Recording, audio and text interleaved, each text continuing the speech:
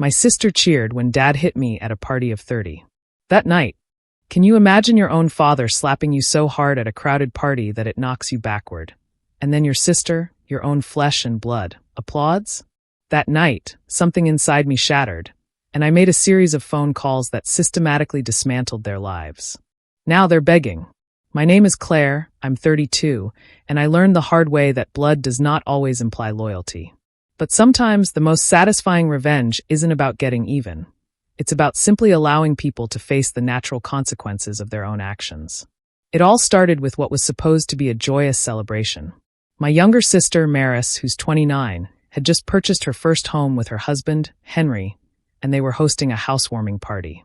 Maris had always been the golden child, marrying young, having 2 beautiful children by 25, and somehow convincing our parents that she could do no wrong, despite a string of terrible financial decisions.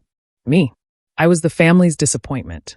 It didn't matter that I had a thriving career as a financial consultant, owned my own home, and had worked tirelessly to purchase a lovely holiday property in the mountains. My parents, Gerald and Sophia, seemed to view my life as utterly useless because I hadn't given them grandchildren. They didn't care if I was perfectly content with my loyal dog, Finn, or that I was completely independent. To them, my life just wasn't enough. When I arrived at the party, it was already in full swing. I walked in with a nice bottle of wine and a thoughtful gift card for Maris's new place. There were about 30 people there, a mix of family, friends, and neighbors.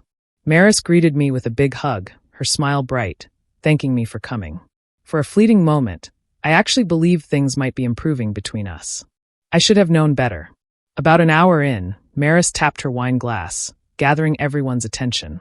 "I want to thank everyone for coming tonight," she announced, her voice dripping with that artificial sweetness I'd come to recognize over the years. "Henry and I are so grateful for all the support as we start this new chapter." Then her tone shifted, a subtle, chilling change. "Actually, there's something else I wanted to discuss while we're all here together." She locked eyes with me, and my stomach plummeted. "Claire, could you come over here for a minute?" The crowd parted as I slowly made my way toward Maris. My parents were standing on either side of her, their faces set, telling me this wasn't going to end well. The chatter around us dwindled, replaced by an uneasy silence as more people turned to watch. "Claire," Maris began, her voice now carrying clearly across the room. "You know how tight money has been for Henry and me, especially with the kids and the new mortgage." I nodded, a knot forming in my chest, unsure where this was going but feeling a terrible premonition. "Well, we've been talking as a family," she continued, glancing at Mom and Dad for affirmation. "And we think it would be really generous of you to let us use your vacation cabin. You know, since you barely use it, and we could really make some memories there with the kids." The way she said it, it sounded like a done deal, as if I'd already agreed. But I hadn't. This was the first I was hearing of it. "Maris, I started, but Mom quickly cut me off, stepping forward with that fixed smile that never quite reached her eyes. "We think you should just give it to Maris and Henry. It would be the family thing to do." The room was utterly silent. I could feel 30 pairs of eyes on me, waiting for my reaction. My cheeks burned with a mix of embarrassment and a growing fury. "You want me to give away my vacation home?" I asked, my voice barely a whisper. "It's not like you're using it for its intended purpose," Dad interjected, his voice carrying that dismissive, authoritative tone he'd used to silence my opinions my entire life. "Vacation homes are for families. You just go up there alone with that dog of yours." "That dog has a name," I retorted, my voice higher than I intended. "And yes, I go there to relax and recharge. It's my property that I worked hard to afford." Maris let out a laugh, but it was anything but pleasant. "Oh, come on, Claire. Don't be selfish. Think about my kids, your niece and nephew. They deserve to have those experiences. They can have experiences at the dozens of other vacation rentals available," I said, trying desperately to maintain my composure despite the inferno raging inside me. "I'm not giving away my property." Mom's mask completely slipped. "You don't even have kids," she shrieked, loud enough for the entire neighborhood to hear. "What do you need a family vacation home for? Just keep walking with your dog and stop being so damn selfish." The sheer cruelty in her voice astounded me. These were the people who were supposed to love and support me. And here they were, publicly humiliating me for not having children, a choice that wasn't even mine. They knew I'd been struggling with infertility for years, yet they acted as if it didn't concern them. Dad took a step forward, his face flushed with a terrifying rage. Your sister has kids, real responsibilities. You're just a barren waste, taking up space and resources that could benefit actual family members. The word barren hit me like a physical blow. I'd heard Dad say terrible things before, but never this publicly, never this aggressively. The crowd shuffled uncomfortably, but no one spoke. No one defended me. Maris, meanwhile, was practically beaming with malicious glee. About time the family disappointment paid up, she cackled. Maybe this will finally make you useful for something. I stood there, shaking with a mixture of wrath and profound shame, as my own family tore me apart in front of a crowded room. Some looked away sheepishly, while others watched with a morbid curiosity. But still, no one came forward to defend me. No, I managed to say through clenched teeth, my voice trembling. It's my property, and I'm not giving it away. That's when Dad completely lost it. His hand shot up quickly, connecting with my cheek in a vicious backhand that knocked me backward. The sickening crack of the slap echoed across the suddenly silent room. And then, to my utter horror, people started clapping. Not everyone, of course. Some looked genuinely astonished and deeply uncomfortable, but there were enough individuals to fill the room with a sickening applause. Maris was beaming as if she'd just won an award. Mom nodded in approval. Dad adjusted his shirt, looking as though he'd just finished an important task. I stood there, fingers pressed against my burning cheek, staring at the individuals who were supposed to be my family. The treachery went deeper than any physical pain ever could. Fine, I replied, my voice dead calm, emotionless. I'll remember this. I walked out without another word, leaving behind the gift I had brought and any last illusions I had about my family's unconditional devotion. The drive home was a blur of tears and numb disbelief. Finn greeted me at the door with his usual joyful excitement, and I buried my face in his fur, finally allowing the hot, angry tears to fall. My cheek was swollen, my heart was torn, and I felt more utterly alone than I ever had before. But when the initial shock faded, something else began to take its place. Cold, calculated anger. I had always been the responsible one in the family. While Maris made one terrible financial decision after another, I had been quietly bailing her out. I'd co-signed her first car loan when her credit was shot. I'd lent her money for emergencies more times than I could count. I'd even contributed to the down payment on the very house we'd just celebrated, though she'd sworn me to secrecy about it. More importantly, I had been managing our parents' finances for the last 5 years. Dad had asked me to take over when Mom began to exhibit early signs of memory loss, and he was struggling to keep track of everything. I had meticulously sorted their finances, set up retirement accounts, handled their taxes, and ensured all their bills were paid automatically. Mom's condition had deteriorated over the years, but she still had many good days, and she understood and appreciated my help with their money. They absolutely trusted me with their financial lives. Maris, of course, had no idea I was involved. But here's the thing. As a financial advisor, you learn that money equals power. And power, I realized that night, can be withdrawn just as easily as it is granted. By the way, if you're still with me, and I hope you are because this story gets wilder, make sure to hit that subscribe button. You won't want to miss the unbelievable stories I have coming. That night, I sat down at my kitchen table with my laptop, a cup of strong coffee, and a chilling resolve. I started making calls. The first call went to the bank that held Maris's mortgage, the one I'd helped her qualify for by co-signing and paying a portion of the down payment. I told the loan officer that due to recent family circumstances involving financial abuse and outright threats, I was deeply concerned about my continued obligation as a co-signer and needed to know my options. I understand your concerns, Miss Thompson, the officer responded. While you can't simply remove yourself as a co-signer, you can formally request that we reevaluate the loan based on changed circumstances. Given what you're describing, we would need to reassess whether the primary borrowers can qualify for the loan independently. And what happens if they can't requalify? I thought to myself, we would work with them on modification options, he explained. But if no suitable arrangement can be reached, the loan could potentially be called in. Perfect. The second call was to resign my power of attorney over my parents' finances. I had diligently chronicled everything over the years, and what I'd learned was truly unsettling. Dad had been surreptitiously sending money to Maris for years. Money that was supposed to be part of Mom's care fund for her deteriorating memory. The loans he gave Maris were never repaid, totaling more than $30,000. Most alarming, he was opening credit accounts in Mom's name without her knowledge or consent. Given her worsening cognitive state, I scrupulously documented everything. Screenshots, bank statements, email chains that I had legally obtained while serving as their official financial agent before my resignation. The third call went to Adult Protective Services. "I'd like to report suspected financial elder abuse," I informed the intake staff. "I have documentation of someone systematically taking money from an elderly woman with memory issues, including using her identity to open credit accounts." I provided them with everything: bank statements indicating unlawful transfers, evidence of the credit applications Dad had filled out with Mom's details, and proof that Mom's cognitive impairment made her susceptible to this type of manipulation.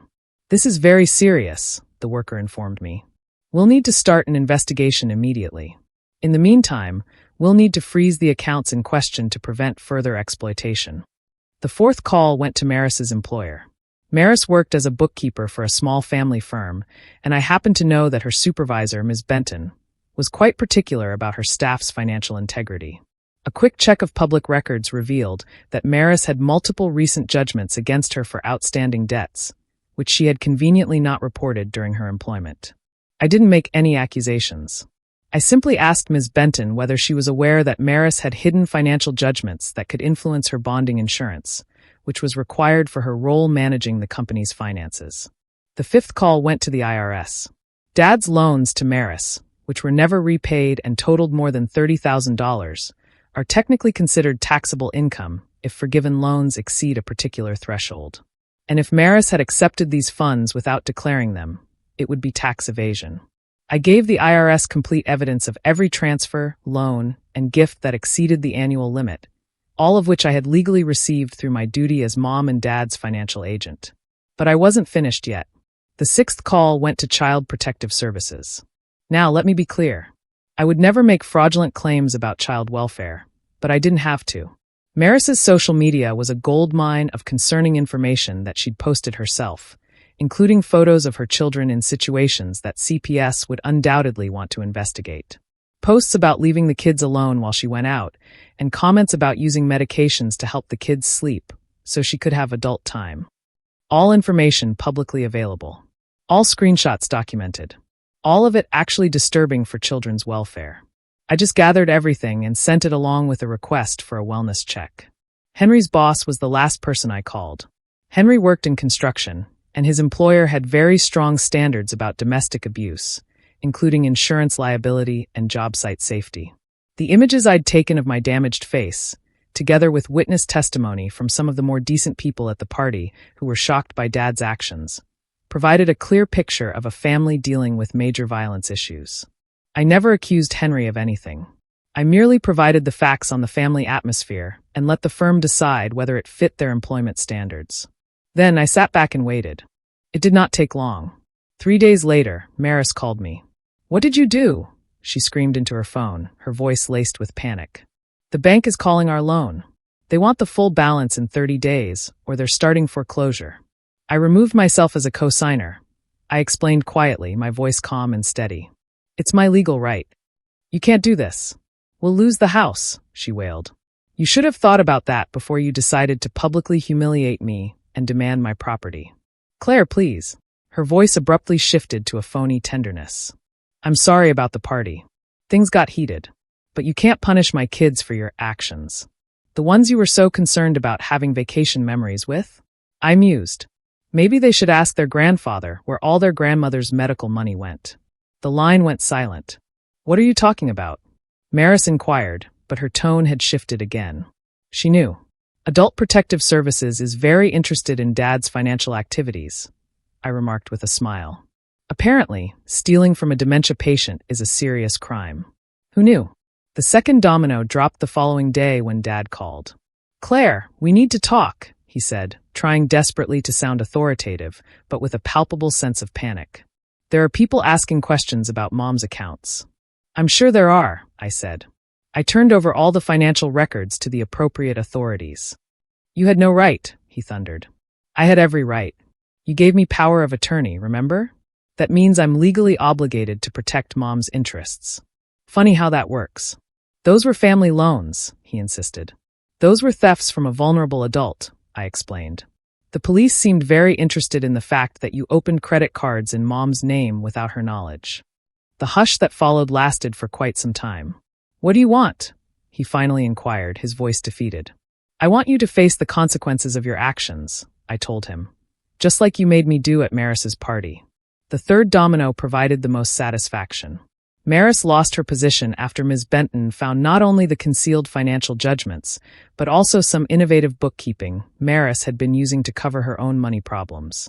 Borrowing from petty cash with the aim to repay it later is still considered stealing, even if you intend to replace it. The fourth domino fell when the IRS audit discovered that Maris had not disclosed over $40,000 in forgiven loans and gifts over the previous 3 years. The penalties and overdue taxes were considerable, and wage garnishment occurred immediately. The fifth domino fell when CPS conducted a wellness check and discovered conditions troubling enough to warrant parenting classes and regular check-ins. Nothing that put the kids in immediate danger, but enough to make Maris and Henry extremely stressed. Henry, too, lost his job because his company determined that his involvement in domestic violence incidents posed an unacceptable level of liability risk. However, the turmoil had only just begun. About 2 weeks after Henry lost his job, I received a call from my cousin Nina, Maris's dearest friend since childhood. Nina had attended the celebration, but had not participated in the applause.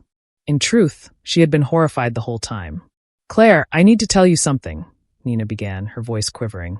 "I should have said this weeks ago, but I was scared. My blood ran cold. What happened at Maris's party? It wasn't spontaneous." "What do you mean?"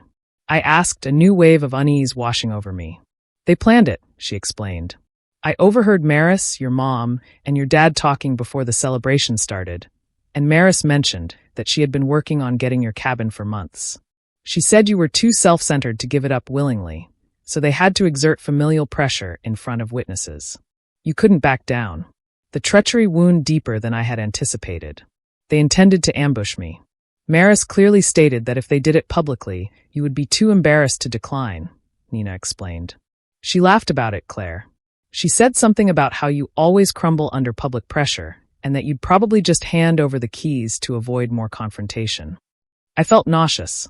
The entire event had been a premeditated attack, calculated to take advantage of my perceived weakness. They had brought 30 people to watch what they expected to be my humiliation and capitulation.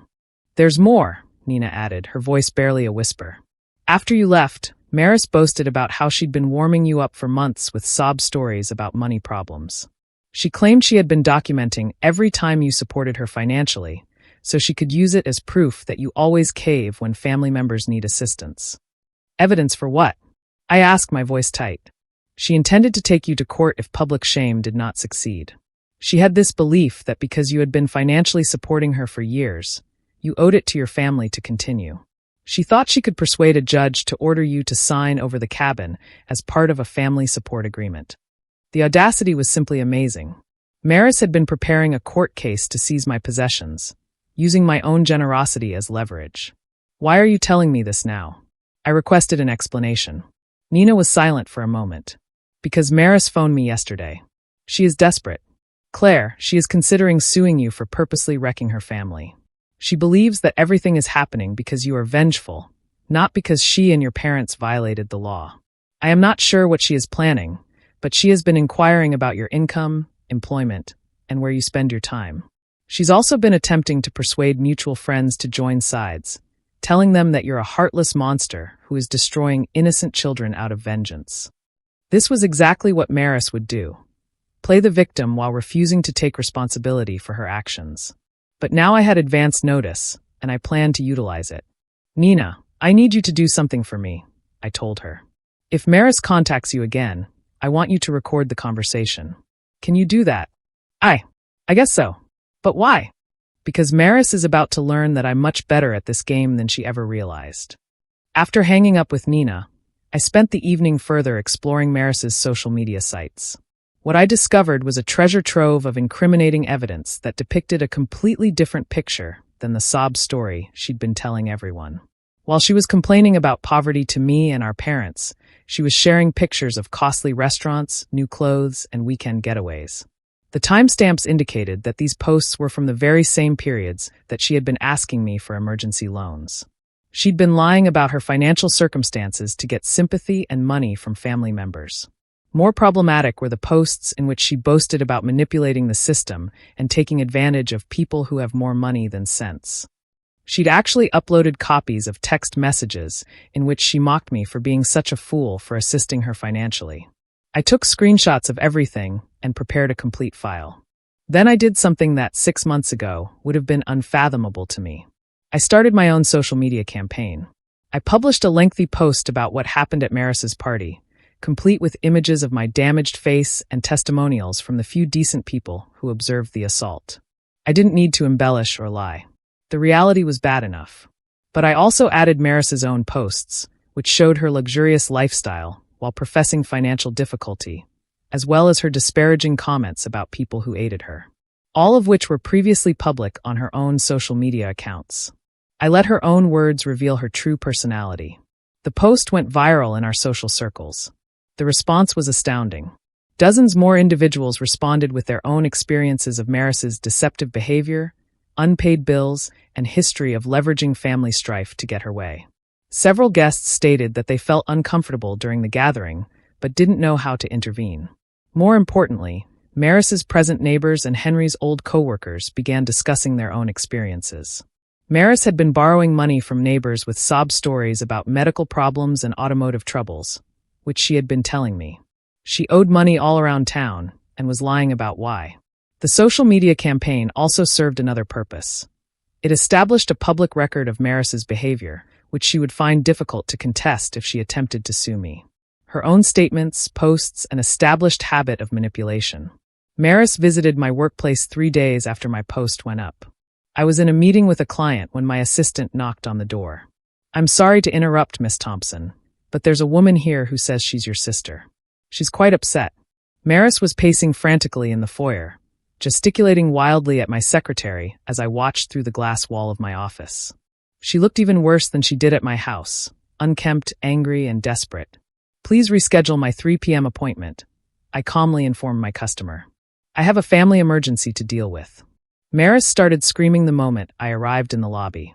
"How dare you post that garbage about me online? You're destroying my reputation." "Your reputation destroyed itself," I said quietly, well aware that my colleagues were watching. "I simply shared the truth about what happened." "You posted private conversations. That's illegal."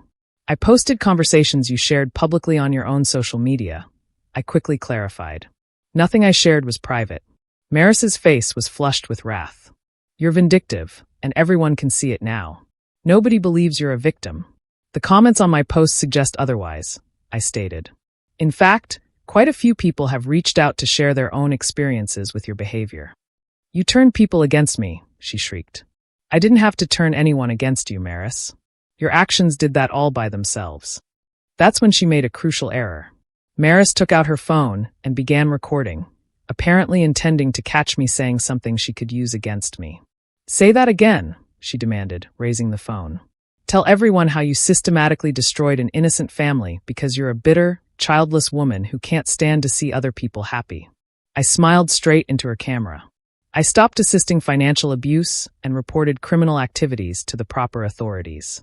If you wish to record this talk, let's make sure we have the facts straight."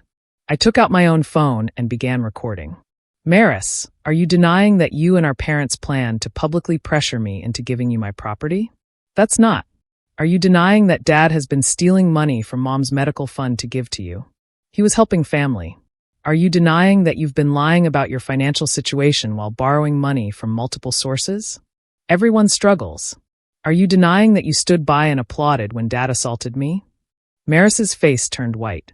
She started recording, hoping to catch me saying something incriminating, but instead she created evidence of her own guilt. You can't prove any of that," she stammered. "Actually, I can," I replied, still recording.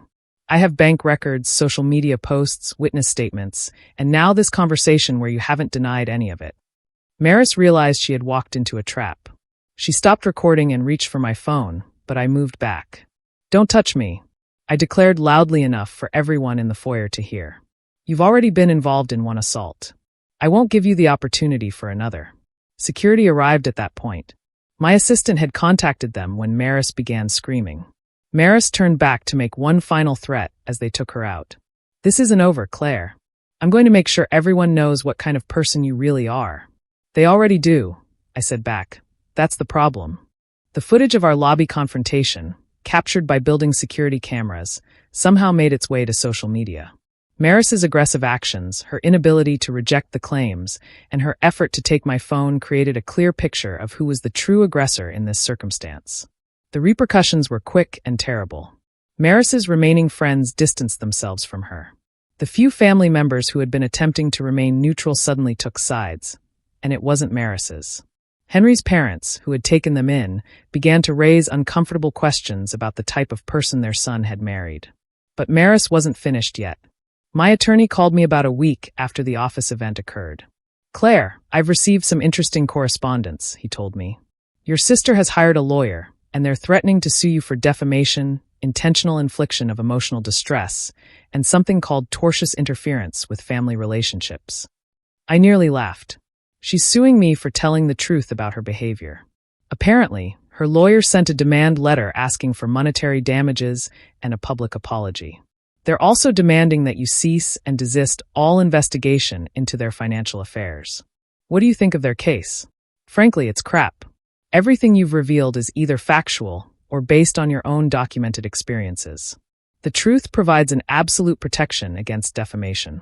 As for the emotional distress claim, they will have a difficult time establishing it because they were the ones who coordinated a public campaign against you.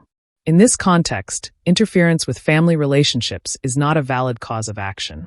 You cannot be sued for exposing criminal behavior simply because the culprits are connected to you. My attorney hesitated. However, I believe they are trying to frighten you into backing down. Maris's lawyer is presumably hoping you'll settle rather than go through the inconvenience and expense of litigation. They picked the wrong person to intimidate, I told him. File a countersuit. Within 6 weeks, the first dominoes had fallen, and my family's world was beginning to unravel. Maris and Henry faced foreclosure, bankruptcy, tax liens, job loss, and CPS involvement. Dad was being investigated for elder abuse and fraud, with criminal charges anticipated. Mom was now in a professional care facility, and her finances were safe, albeit she was grieved by Dad's deception. And me? I was sitting in my vacation cottage with Finn, drinking wine and admiring the sunset over the mountains. I'd also started spending time with Luke, a kind man I met through a hiking club who found my independence exciting rather than intimidating. Maris called me dozens of times. So did Dad. Even relatives who had stood by and watched my humiliation began to reach out, anxious about family unity and forgiveness. I blocked them all. Mom was the only person I kept in contact with, and I visited her at the care facility on a regular basis. She was experiencing more good days than bad. And on her good days, she was grateful that I had protected her from her father's financial abuse, even if she was very grieved by his treachery. "I always knew you were the strong one," she said on one of our visits. "I just wish I'd been brave enough to recognize what was happening sooner." Maris visited my place 3 months after the party. She looked terrible, skinny, weary, with dark circles under her eyes. Her automobile was a beat-up Honda that I didn't recognize, probably all they could afford after losing their finer vehicles to repossession. "Claire, please," she murmured as I opened the door. "We need to talk."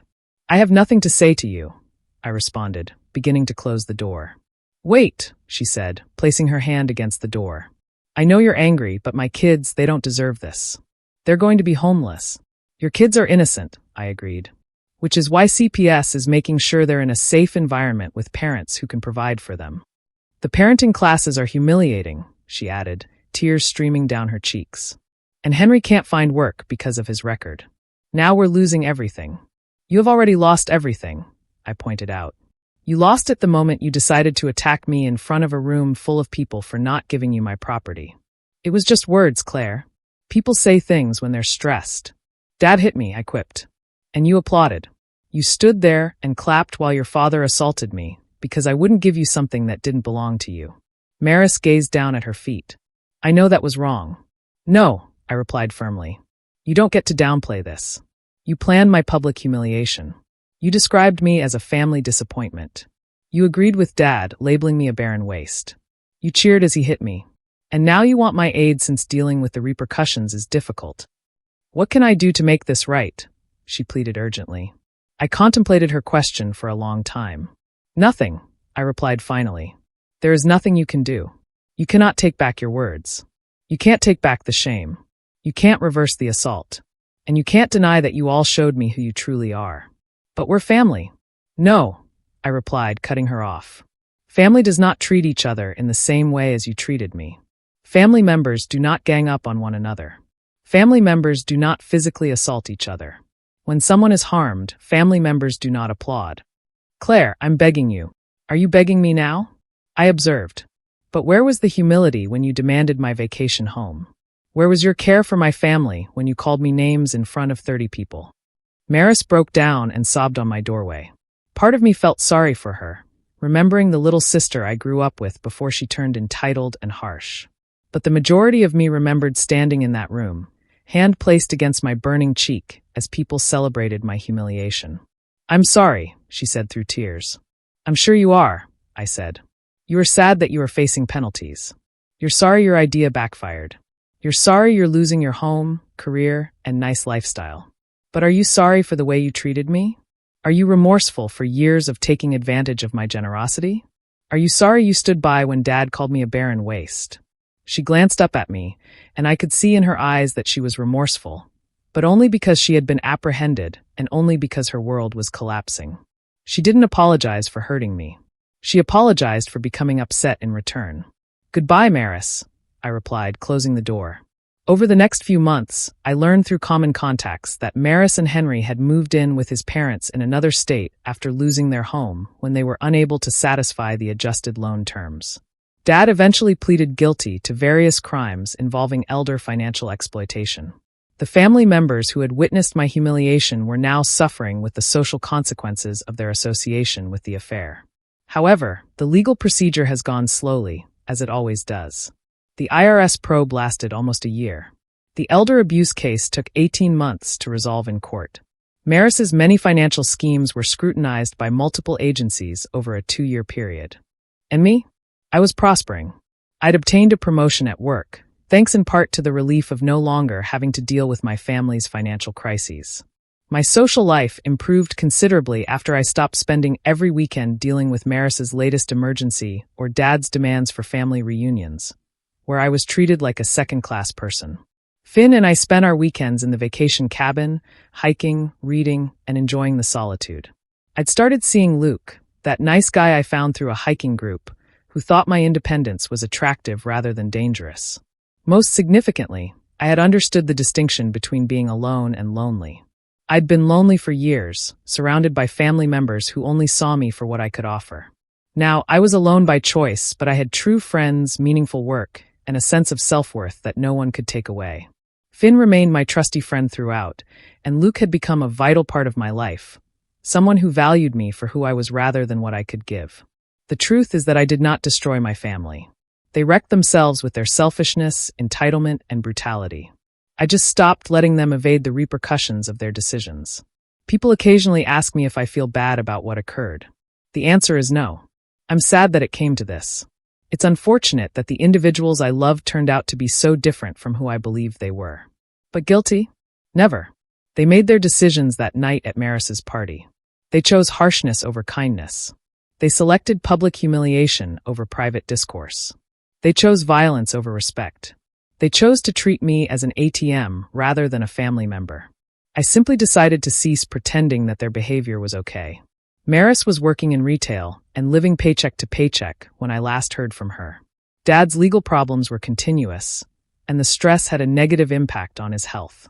The extended family members who had condoned their actions were now faced with the social ramifications of being involved with elder abuse and financial fraud. As for me, I'm writing this from my vacation cottage with Finn asleep at my feet and a cup of coffee cooling next to my laptop. Luke is coming up later this weekend, and we're going to go to a waterfall I've been wanting to show him. My life is not perfect, but it is mine. It is authentic. It's based on true relationships with individuals who regard me for who I am rather than what I can provide them. And what about that holiday cabin they all desired so badly? It's precisely what it was designed to be, A place where someone who has worked hard for what they have may find serenity and contentment, surrounded by people who come because they want to, not because they believe they are entitled to it. Sometimes getting even isn't the greatest way to exact revenge. Sometimes it's as simple as removing yourself from the equation and allowing individuals to face the natural consequences of their choices. Sometimes it's about creating a life so much better than your previous one that you realize the people who wounded you did you a favor by revealing who they truly were. Sometimes the best vengeance is simply living well, and I am living quite well. What would you have done if your own family had betrayed you like this? I'm genuinely curious to hear your thoughts down in the comments. Let me know, I really want to know.